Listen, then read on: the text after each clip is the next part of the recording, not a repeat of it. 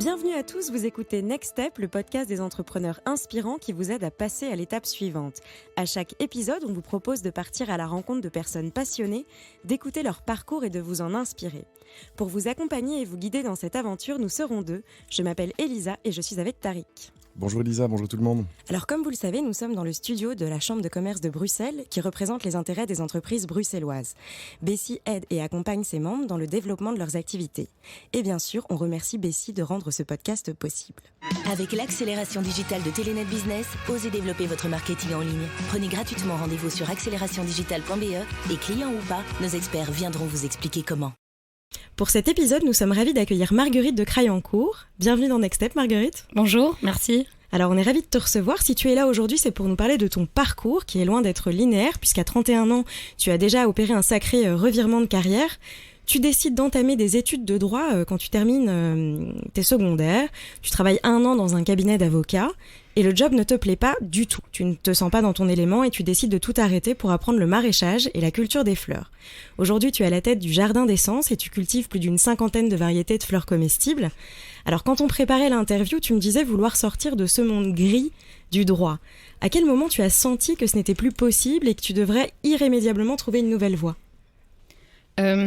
En fait, j'ai eu une pause entre 2 stages au barreau. Et pendant ces 2 mois, j'ai voyagé. Et là, je me suis retrouvée dans un jardin, à la ferme du Bec et Loin, justement. Et là, j'ai senti en promenant dans ce jardin que c'était ça qui me manquait. Donc, j'ai repris mon travail. Et là, j'étais sur le boulevard du Souverain, dans du béton toute la journée. Et là, j'ai su que c'était pas bon pour moi. Alors, tu peux nous parler de la ferme du Bec et Loin, parce que je crois pas que ça parle à tout le monde. Donc, c'est une ferme qui est en Normandie. Oui. Qui existe depuis une petite dizaine d'années maintenant et qui a... c'est un concept innovant dans le sens où ils ont lancé de la culture des légumes, donc le maraîchage, en suivant la permaculture. La permaculture, oui. Voilà. Donc ils donnent beaucoup de formations maintenant, ils sont assez reconnus, en tout cas en Europe, pour le modèle de la permaculture. Et ils sont passés un peu dans tous les documentaires Demain, En quête de sens, etc. C'est un peu les pionniers de la permaculture. Exactement. Et alors, donc tu fais tu te retrouves... Déjà, comment tu t'es retrouvée dans cette ferme du Bec et Loin, en Normandie ? J'avais un ami qui travaillait là-bas. Et donc c'est comme ça que tu... Voilà. Oui, on a été le visiter et on s'est retrouvés pendant tout un week-end à se promener dans la ferme. Donc là, il se passe quelque chose dans ta tête, ou alors il se passe quelque chose dans ta tête quand tu arrives à ton boulot après ? Il se passe quelque chose dans ma tête pendant que je me promène dans le jardin, j'ai un déclic. C'est ça qui me manque, c'est ça que je veux. Que tu n'avais jamais eu avant ? Non, jamais. Donc jamais tu t'es dit, je vais peut-être travailler dans un jardin ? Jamais. C'est une prise de conscience. Je me dis même pas, je vais travailler dans un jardin. Je me dis, la nature me manque dans ma vie. Et là, je me sens bien. Ok. Et ici, je me sens bien. Et alors, comment ça se passe ? Parce qu'après, tu retournes, t'es en stage. Ça fait quand même un bachelier en droit, un master, et puis après, des stages, 1 an de barreau. Ouais. Et qu'est-ce qui fait que tu quittes tout ça, quand même ? En fait, j'ai eu beaucoup de chance. Donc, ce qui s'est passé, c'est que j'étais très malheureuse. J'habitais au barreau, on est payé des cacahuètes. Donc, je décide de quitter l'appartement que je loue et de rentrer chez mes parents pour justement me retrouver du temps et de l'argent pour des loisirs, pour la nature. Donc, je prends une décision. Le lendemain, je me fais licencier. Et là, je me dis, c'est une délivrance, c'est une chance. Donc, c'est à ce moment-là que je décide d'essayer le travail dans la nature pour voir si vraiment j'aime ça, parce que c'est une idée que j'ai dans la tête, mais j'ai besoin de tester. Donc en août, je pars 1 semaine à la ferme, près de Liège. Donc je suis en woofing, c'est-à-dire que je dors sur place dans une caravane, je pars en vélo, c'est l'inconnu, je sors du droit de mon cabinet. Oui, c'est ça. J'ai l'impression d'être comme un cheveu dans la soupe, parce qu'il y a des stagiaires là-bas qui s'y connaissent, qui sont dans le milieu. Donc c'est pas facile, je me sens pas trop dans mon élément, mais ce que je sais et ce que je constate, c'est que j'aime mes gestes, j'aime l'environnement et j'aime ce que je fais. Donc, je suis pas très à l'aise, mais je découvre. Donc, c'est-à-dire que t'es pas à l'aise au niveau social, mais par contre, le travail en lui-même, il te parle. Je me sens bien. Ok. Et qu'est-ce que tu fais pendant cette semaine de woofing ? Je désherbe les carottes, je donne à manger aux poules, Chose que tu n'avais jamais fait. On sort les patates de la terre. Jamais, j'y connaissais rien, donc j'osais pas poser trop de questions pour pas paraître tellement novice. Mais en même temps, je découvrais tout et ça m'émerveillait. Et là, qu'est-ce qui se passe dans ta tête ? Tu décides de faire une formation à Jodogne, c'est ça, en maraîchage ? Exactement. Sauf que pour faire cette formation à Jodogne, il faut avoir un projet et il faut avoir de l'expérience. Moi, j'ai 5 jours à la ferme. Donc là, pendant 1 année, je décide de continuer à tester. Donc, je fais du stage gratuit dans des endroits que je connais. Donc des fermes ? des jardins. Je dirais, donc le premier stage, c'était 1 hectare en plus ou moins permaculture, mais en production de légumes. Donc là, j'y vais tous les jours de la semaine pendant 4 mois. Et puis l'hiver arrive. Donc là, je décide de partir en Amérique du Sud pour continuer du woofing dans des latitudes où c'est un peu plus confortable. Et ensuite, je fais un stage de 3-4 mois dans le Valais en Suisse. Et c'est là que je découvre les plantes aromatiques et médicinales. Ensuite, je postule à la formation à Jodogne et là, je suis acceptée. Donc là, il s'est passé 1 an entre l'Amérique du Sud, entre plein de lieux. Donc là, tu es quand même très seule finalement. Je suis très seule, j'ai pas de projet. Et comment est-ce que tu survis? C'est difficile parce que même mes parents sont très déçus. Ça leur fait peur. J'avais un bon diplôme. Et là, tu décides de tout arrêter. Voilà, exactement. Donc, c'est pas facile. Donc, pas de soutien vraiment au niveau de la famille? Si, j'ai du soutien, mais ils ont peur et ils me le disent. Donc, moi, déjà, je suis terrorisée et en plus, j'ai la peur de mes parents. Je me raccroche à une chose, c'est quand je rentre le soir, j'ai trop aimé ma journée. Donc, je reste dans le présent et je me dis que c'est tout ce qui compte. Et la suite, je fais confiance, on verra. Et alors, formation en maraîchage à Jodogne pendant 1 an? Voilà. Et là, comment tu fais pour... parce que mine de rien, il y a le woofing qui fait que tu es... Mais en fait, tu n'es même pas payé en faisant du woofing. C'est ça, tu es juste nourri, logé. Voilà. Et donc, comment est-ce que tu fais pour te payer finalement pendant ces 2 ans d'expérience, de tâtonnement Alors là, j'ai T'as de l'argent de côté ou... J'ai pas d'argent de côté. J'habite chez mes parents. Et alors, j'ai le chômage minimum puisque j'étais indépendante. Donc, je me débrouille avec 400 € par mois pendant 2 ans. D'accord. Voilà. Et donc, comment est-ce qu'on en est arrivé à créer finalement ce jardin d'essence? Parce qu'entre Jodogne et le jardin d'essence, il se passe quand même quelque chose, non? Oui, en fait, donc quand je fais mes études à Jodogne, c'est très axé maraîchage. Et là, donc, je fais mes stages. Déjà, je commence mon premier stage à l'Air du Temps. C'est le restaurant étoilé qui a 100 hectares de jardin, justement en plantes aromatiques. Parce que spontanément, chaque fois que je suis dans un jardin, en tout cas en maraîchage ou dans les productions comestibles, j'allais toujours vers les fleurs et les aromatiques. Il y a un truc avec la subtilité de la fleur et de la plante aromatique qui m'attirait et c'était spontané. Je m'en rendais même pas compte au début. Et au fur et à mesure de mes stages, quand je suis à Jodogne, je me rends compte que c'est ces plantes-là que j'aime, mais que le milieu en Belgique est pas du tout développé. Par contre, je vois qu'en France, c'est ultra développé. Pourquoi c'est pas développé? Parce que en France, c'est beaucoup plus développé parce qu'il y a beaucoup plus de massifs sauvages et donc il y a des cueilleuses sauvages en France depuis assez longtemps. Donc, c'est un métier qui s'est plus développé, c'est un secteur qui s'est plus développé parce que c'est les traditions. Donc, en termes de paysage, de climat, c'est différent. Oui, et d'espace, je pense. Donc, c'est pour ça que je suis partie en France pour approfondir les plantes aromatiques et médicinales en faisant un certificat spécialisé. Donc là, on arrête le maraîchage, les carottes et les légumes. Voilà, je sais que c'est pas pour moi, je sais que j'aime les fleurs et les plantes aromatiques. Et là, combien de temps de formation? 4 mois. Et les doutes sont toujours là? Les doutes sont toujours là, oui. Oui, parce que je dois trouver un terrain, que la terre en Belgique est hors de prix, que j'ai pas beaucoup d'argent, que je sais pas comment je vais écouler, qui seront mes clients, comment je peux démarrer. Oui. Et donc, comment est-ce que justement tu démarres? Parce que tu l'as trouvé, ce terrain, il est à Nivelles. Alors, au début, je cherchais un terrain à acheter. Ça faisait quelques années déjà que je regardais régulièrement sur Internet ce qui était disponible. J'ai eu des déceptions parce que j'ai visité des terrains où j'avais des coups de cœur et puis en fait ça se mettait pas. Et puis un jour, je sais pas pourquoi, je sentais que je le trouverais par Facebook. Donc je regardais aussi beaucoup sur Facebook. Et un jour j'ai vu une annonce d'un terrain à Nivelles. J'avais jamais cherché à Nivelles parce que moi je suis bruxelloise donc je cherchais autour de Bruxelles. Et en fait donc j'ai un travail presque à temps plein à Nivelles. Donc je me suis dit mais pourquoi pas Nivelles en fait, c'est à côté de mon travail. On n'a pas mentionné ce travail encore. Qu'est-ce que tu fais sur le côté? Donc sur le côté, en fait, pour financer mon voyage dans le Jura, j'avais 6 mois de temps libre et j'ai cherché un travail pour pouvoir justement le financer.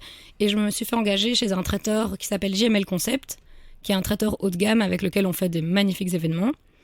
Qui est le traiteur prestige belge, on peut le dire. On peut le dire, oui. De la famille royale, voilà. Exactement. Et quand je suis revenue du Jura, le patron m'a dit « je te reprends ».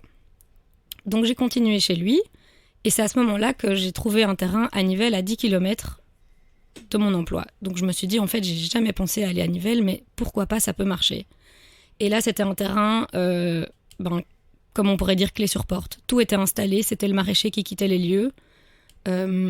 Et le terrain, donc lui faisait du maraîchage sur ce terrain, des légumes, mais en fait le terrain était plus adapté à la culture des plantes aromatiques, par hasard. Donc j'ai reçu un terrain parfait, à moindre coût, à côté de mon travail. Donc tout s'est aligné. Tout s'est aligné. Et alors là, c'était quand? C'était il y a 1 an? C'était en novembre 2017, il y a 2 ans presque. Donc il y a 2 ans. Ouais. Donc là, ça fait 2 ans maintenant que tu cultives ce terrain. Voilà. Et comment ça se passe? De quoi est fait ton quotidien? Comment est-ce que tu as toujours gardé ce travail sur le côté ou pas? Alors ma première saison, donc l'année passée, 2018, mon patron chez le traiteur, on a fait un deal, il m'a donné 1 jour par semaine dans le cadre de mon temps plein pour lui sortir un truc. Il m'a dit fais-moi quelque chose. Moi je savais que j'allais pas lui sortir des légumes, ça m'intéressait pas, et je savais que j'avais envie de lui sortir des plantes aromatiques, des fleurs comestibles, ce qu'il allait pas trouver dans le commerce en fait, pour qu'on puisse se démarquer. Donc 1 jour par semaine, je travaillais au jardin et j'ai lancé ma production. J'ai eu un peu d'aide d'amis, de stagiaires, voilà. C'était une saison difficile en 2018 parce qu'en avril on a eu une grosse sécheresse, en mai aussi. Donc j'étais ultra stressée et surtout j'avais très peur du résultat qui allait sortir. Est-ce que j'allais réussir Est-ce que mes plantes allaient sortir? Est-ce que j'étais finalement compétente pour moi tenir une production? Et surtout, est-ce que ma production allait plaire? Parce que le deal, c'était du coup que je fournissais tous les plats du traiteur. Donc j'étais paniquée. Et tu avais d'autres clients ou tu avais que JML au départ? Au départ, j'avais que JML. Et donc, ça a été très difficile en termes d'horaire. Parce qu'en fait, quand il y a une sécheresse, je dois aller arroser.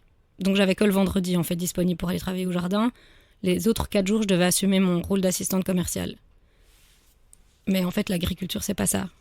Oui, c'est ça. C'est pas forcément une journée par semaine. Et Dame Nature a aussi ses caprices, quoi. Voilà, exactement. Donc c'était assez difficile de coupler les deux. Mais j'y suis arrivée en fait. En fin de saison, j'ai commencé à être un peu apaisée parce qu'il y a d'autres clients qui sont venus me voir, que j'avais des retours positifs. Mais le printemps 2018 a été très dur. Très bien. Et on n'a pas encore parlé un peu de cette douleur et de cette souffrance du corps, parce que bon, à l'origine, c'est quand même tu te dirigeais vers des études clairement intellectuelles, hein, avocate, voilà. Et là, clairement, j'imagine, tu as des courbatures, ça fait mal, enfin, tu te muscles. Comment ça se passe le rapport au corps dans ce genre de revirement de carrière? Ben, c'est là où je me suis sentie vivre en fait. Parce que mon corps j'avais l'impression d'avoir jamais utilisé vraiment mon corps. Et là, je sentais qu'il était... On a un corps pour une raison, c'est pour l'utiliser, et il a besoin, en fait, d'exercice physique. Donc, les journées que je passais au jardin, après, j'avais les meilleures nuits de la semaine. Oui, j'étais épuisée le vendredi. Donc, mes journées, c'était le vendredi soir, je sortais plus. Parce que j'étais morte. Mais par contre, je me sentais tellement bien. Donc tu te sentais revivre. Je pense que c'est un bon moment pour en tout cas faire la transition avec Tariq qui nous écoute depuis tout à l'heure. Voilà, je te passe la parole. Merci Elisa et merci Marguerite pour ton partage d'expérience. Je reviens sur un moment où tu parles de tes parents qui sont déçus aujourd'hui. Aujourd'hui, ils sont très fiers. Raconte-nous un peu. Donc c'est venu petit à petit, au fur et à mesure. C'est normal, les parents... j'avais pas de projet, je savais pas où j'allais. Donc beaucoup de peur pour mon avenir, de quoi elle va vivre. C'est un métier qui est difficile, on gagne pas beaucoup d'argent. Et puis au fur et à mesure, ça prend petit à petit, puisque là, moi, ça fait, je dirais, 4 ans que je me suis réorientée. Donc c'est très progressif. La fierté, elle arrive petit à petit. Au fur et à mesure, en fait, que la reconnaissance arrive de l'extérieur, la reconnaissance, elle vient aussi des parents. Mais ils ont besoin pour ça de l'extérieur. Et tu penses que ce regard familial t'a freiné ou parce qu'il y a eu un regard de peur, mais aussi un soutien. Tu dirais que le bilan, ça t'aide? Je pense pas que ça m'a freiné parce que j'étais convaincue et rien pouvait m'arrêter. Mais par contre, c'était pas facile à gérer. Et imagine que tu as des enfants et qui vivent la même chose, tu ferais comment?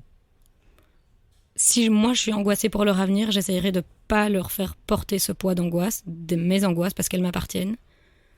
Par contre, ils m'ont soutenue. C'est juste qu'ils me transmettaient leurs angoisses. Donc je pense que c'est ça où il faut faire attention, c'est que les angoisses, on se les garde. Et c'est vraiment important de soutenir. Tout à fait. Tu as parlé aussi de tes débuts au barreau. Tu as dit que tu gagnais des cacahuètes, ce qui n'est pas toujours vrai au barreau.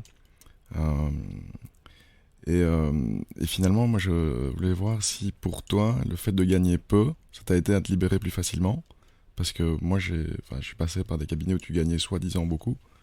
Et finalement, est-ce qu'un gros salaire, c'est pas aussi un frein au changement et au retour à ce qui nous rend heureux Ça pourrait l'être. L'année d'avant, avant le barreau, j'étais dans une étude de notaire. Je suis restée 3-4 mois. Et là, j'étais payée vraiment très correctement pour un premier boulot. Mais de nouveau, je mourrais à l'intérieur, donc je suis pas restée. Donc, dans mon cas, je pense pas. Après, c'est personnel. Non, mais voilà, je pense que souvent, la carrière, c'est une course au statut et au confort, je vais dire, salarial ou matériel. Et que, pour ceux qui écoutent, parfois, le fait de gagner peu, c'est une énorme opportunité, en fait. T'as presque rien à perdre, à changer, quoi, finalement. Ouais. Dans ton projet, finalement, tu es seul. Enfin, où tu t'es fait aider, c'est un choix ou c'est une situation transitoire? C'est un choix dans le sens où j'aimerais pas m'associer avec quelqu'un parce que j'ai une vision et j'ai une envie de travailler d'une certaine manière et j'ai pas envie de faire de concessions là-dessus.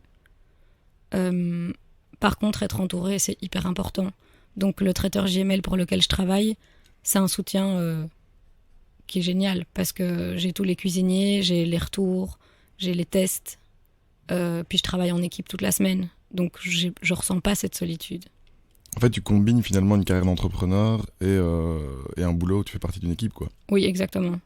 Et comment on fait pour faire ça? De manière stable? On s'entend bien avec son patron. Et comment t'as négocié ce deal? Alors la première année en 2018, c'est lui qui le voulait. Moi j'ai demandé un 4/5e, il m'a dit non, on fait un truc ensemble. J'ai dit ok. Et puis cette saison-ci, 2019, j'ai changé de poste, j'ai fait de la gestion de personnel et du planning d'événements. Et là ça m'a pris tout mon temps. J'ai pas été au jardin, j'ai juste cueilli. C'est là où j'ai de la chance, c'est que la nature travaille à ma place. Donc tout s'est ressemé tout seul, tout a repoussé. J'ai pu gérer mes commandes. Par contre, j'ai pas travaillé dans mon jardin parce que j'avais trop de travail au bureau. Donc j'ai dû renégocier mon contrat. En fait, c'est pas la première fois qu'on entend parler dans Nextstep d'histoires de juristes qui veulent travailler moins pour retourner à la terre. Et il y a eu d'autres témoignages. Et en fait, ce que peut-être la manière d'avoir de la reconnaissance dans le boulot, c'est pas toujours de demander une augmentation, c'est de demander à travailler moins. Et là, tu vois si tu es indispensable ou pas. Tu es étonné. Enfin, je crois que peut-être le conseil à donner, c'est si tu veux voir ce que tu vaux, demande à travailler un petit peu moins. Tu vois. Exactement. En fait, moi, j'ai eu un arrêt maladie pendant 1 mois et j'ai compris que, en fait, j'avais de la valeur. Ouais. Et je l'avais pas compris avant, donc j'osais pas dire non. Mais souvent, en tant qu'employé, on se rend pas compte de l'importance qu'on a. On dit souvent, si tu veux qu'un job soit fait, donne-le à des gens qui sont débordés dans ton équipe. Tu vois. Ça se voit pas toujours, en fait, cette surcharge. Non, pourtant, quand c'est dit, il faut l'écouter. Alors, donc maintenant, tu as débuté ton activité il y a 4 ans. C'est quoi tes plus gros challenges, je veux dire, pour les 3 à 6 mois à venir? Donc tu as une production, tu as un réseau. Ouais. Tu as des bonnes relations avec les chefs. Donc pour ce qui est fleurs comestibles, ça roule. Après, j'ai envie d'étendre ma gamme et de proposer d'autres produits. Donc il y a la plante séchée, les tisanes, que j'aimerais bien vendre aussi. Ce que je trouve difficile, c'est le packaging, l'étiquetage. Donc là, je travaille dessus tranquillement. Je me prends pas la tête à m'efforcer de faire mon étiquette en une journée. Quand j'ai le temps, je regarde et je vois comment je peux l'améliorer.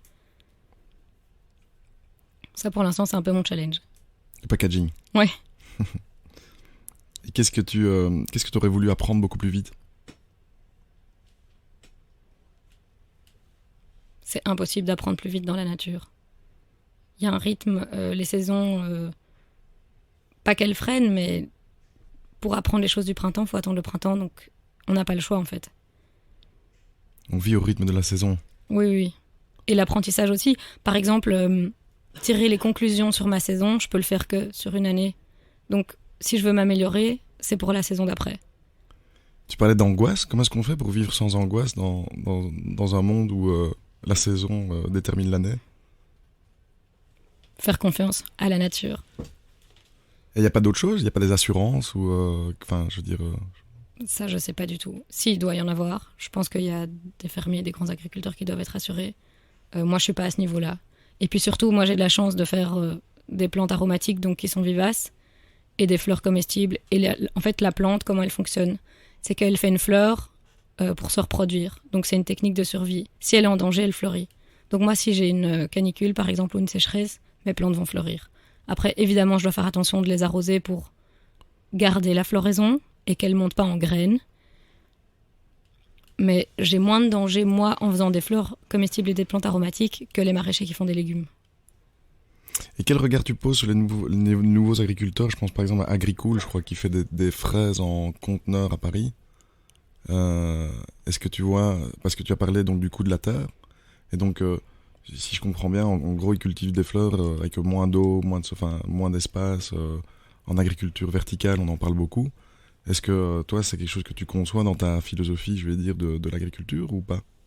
Alors pour moi toutes les innovations sont bonnes à prendre et à tester, donc je trouve ça super qu'il y ait des gens qui apprécient ça. Moi, si j'ai voulu faire des fleurs comestibles et des plantes aromatiques, c'est pour être dans un bel environnement, je me sens bien. Donc c'est pas pour être dans un container, c'est pour être dans mon jardin. Donc personnellement, moi, je pourrais pas le faire, mais je trouve ça génial qu'il y en ait qui aiment. Très bien. Bon, on va devoir conclure. Alors, avant de terminer complètement l'épisode, on va te poser quelques petites questions courtes. Tu ne dois surtout pas réfléchir et répondre le plus brièvement possible. Okay. Prête ? Alors, un conseil que tu aurais aimé qu'on te donne ? Y croire. Le cliché qu'il faut oublier à jamais sur la vie des entrepreneurs. Là, je sèche. Bon. Une mauvaise habitude dont tu aimerais te débarrasser ? Snoozer le matin. Le livre que tu aurais rêvé d'écrire. Nelson Mandela. Bon, c'est la fin de ce podcast. Merci pour votre écoute, on espère vous avoir inspiré. Merci Marguerite, merci Tariq. N'hésitez pas à commenter et à nous donner votre avis. On se retrouve très vite pour un prochain épisode. Merci. Merci Marguerite, merci Elisa.